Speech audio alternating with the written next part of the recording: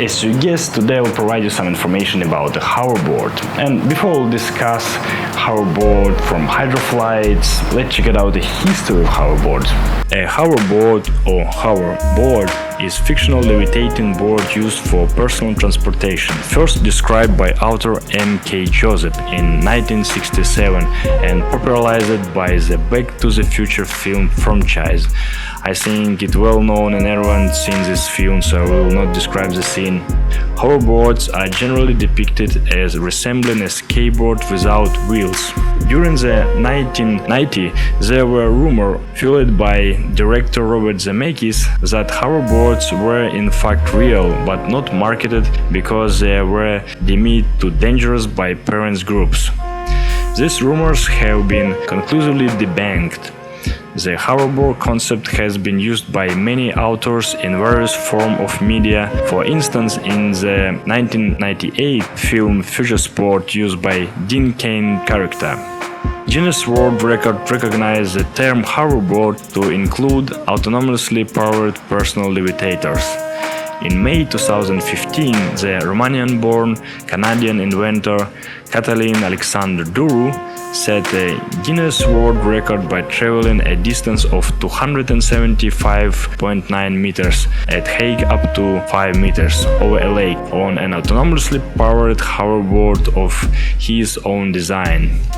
On April 30, 2016, Guinness World Record recognized a new record of 2,252.4 meters. The Flyboard Air was powered by jet engine propulsion and its use allowed Frankie Zapata in Suisse Les Pins, France to beat the previous record nearly 2 kilometers. Another method of achieving self-levitation is superconductivity used by the slide hoverboard.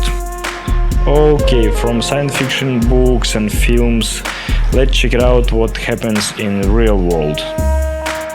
Several companies have drawn on hoverboard air cushion vehicle technology to attempt to create hoverboard-like products, but not has demonstrated similar experience to the kind of levitation depicted in science fiction films. In the 1950s, Hiller Aircraft produced the flying platform, which was similar to the modern concept of hoverboard. The airboard air cushion vehicle was unveiled in the 2000 Summer Olympics opening ceremony in Sydney, which was manufactured and sold by Airbotage Industries Limited. Series 2 was unveiled in 2007. Rumors circulated in 2001 that inventor Dean Kamen's new invention, codenamed codename Ginger, was a transportation device resembling a hoverboard. In reality, Ginger was a Segway human transporter, a self-balancing two-wheels electronic transportation device. In 2004, Jimmy Heineman and his team built a makeshift hovercraft for Mythbuster, dubbed the Heineman hoverboard from a surfboard and leaf blower. However, Jimmy hoverboard was not very effective. In 2005, Jason Bradbury created a hoverboard for the gadget show using the wooden board that was levitating by means of leaf blowers. The original design was not propelled and could also not be steered. In 2009, a second version was made which has propelled steered by a small jet engine rather than a fans as with an airboard, and also contained two more powerful leaf blowers. In 2011, French artist Niels Guadagnin created a hovering board that floats by magnetic repulsion between it and its base but cannot carry load. The board includes a laser system which ensures stabilization, in addition to an electronic system which makes the levitation possible. In October 2011, the Université Paris Diderot in France presented the MagSurf, a superconducting device which levitates 3 cm above two magnetized repulsion floor rails and carry up to 100 kg. In March 2014, a company called HUVR claimed to have demonstrated the technology for hoverboards and released a video advertising the product on YouTube featuring Christopher Lloyd, Tony Hawk, Moby, Terrell Owens, and other riding hoverboards through a parking lot in Los Angeles. Special effect failures such as incomplete wire removal have conclusively identified the video as a hoax or joke, traced to the Funny or Die website through identification of the cast and public reference to the project.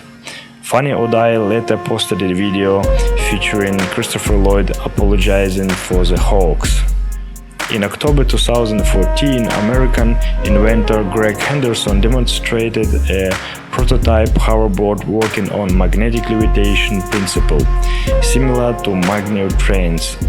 The hoverboard requires a surface of non-ferromagnetic metals such as copper or aluminum to function, carrying up to 140 kilos while hovering 2.5 centimeters above the surface.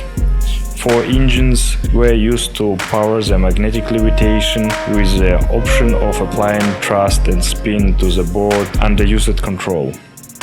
The prototype was promoted in a campaign on Kickstarter the day of the new coverage, with the price of $10,000 for the first 10 boards.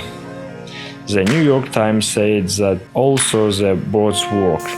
Greg Henderson has no personal interest in skateboarding and that the Kickstarter was basically a publicity stunt designed to call attention to his California-based company Arc Sparks Labs Inc.'s magnetic field architecture, which Henderson was more interested in using for other applications as an emergency magnet mechanism capable of separating buildings from the earth to protect them from earthquake and floods.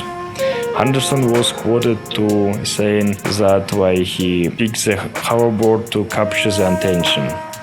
If 1 of 10 people realize there is another use for this stuff, that would be great success. Henderson and his team are currently developing the Safe Building System, a sustainable way to build the flood zones and coastal areas. It is designed to float buildings, roadways, and utilities in a few feet of water. In May 2015, Guinness World Record announced that the Romanian-born Canadian inventor Cătălin Alexander Duru had set a new record for contribution travel as a controlling pilot on an autonomously powered hoverboard, traveling over a distance of 275.9 meters at height up to 5 meters over Lake Oreo in the province of Quebec, Canada. Video of the flight leading to a controlled splashdown is offered. Duru had designed and constructed the hoverboard himself over the course of a year. Its lift is generated by propellers and the pilot controls the craft with his feet. On 24 June 2015, Lexus revealed the video as a part of their Amazing in Motion series, purporting to show a real hoverboard they had developed, the Slide. It was started by Lexus that the board works using liquid nitrogen-cooled superconductors and permanent magnets. The board was shown moving over a conventional-looking concrete skateboard park surface, which led to some skepticism. Lexus apparently later admitted that it only works on special magnetic surface and the surface shown was not just concrete. On August 4, 2015, Lexus revealed all the secrets of the Slide hoverboard with promotional campaign, filming in Barcelona and starring Ross McGurran, a professional London skateboarder. Lexus released a series of videos explaining the technology and the whole engineering, research and development process in association with all its partners. On 24th December 2015, Arca Space Contribution claimed it developed a hoverboard named Arcaboard, and the batteries can provide energy enough for 6 minutes of hovering. The hoverboard used powerful fans. In April 2016, jet-powered Flyboard Air hoverboard broke the Guinness World Record for furthest flight by hoverboard flying 2,252.4 meters.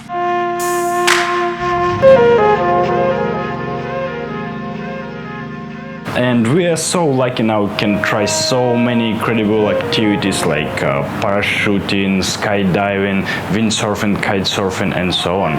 And if you try some other kind of hydroflights, for sure you will enjoy a hoverboard. And it's more difficult for learn for control compared to Geminator or jetpack, but it feels absolutely different. And if you ride a skateboard or snowboard, surfing, for sure you will enjoy it. Compared to Flyboard, you have only one stroke and you can feel a full power from it. It feels absolutely amazing. From minuses, I think it quite limited tricks you can do on it, like twisting, rolling, and I tried to do a backflip and it feels like impossible. But probably some athletes soon will do a backflip on it also. And it's more difficult job, I think, for instructor, because if you fell from a hoverboard, it's go up and after it can hit you from the top, so you need to cover your head, and an instructor is supposed to predict if you fell or you nearly fell, for lose the power and make it smooth and not get any injury. But in other case, I suggest you to try. It feels absolutely amazing. And in the next video we'll discuss a Flyboard. So see you soon.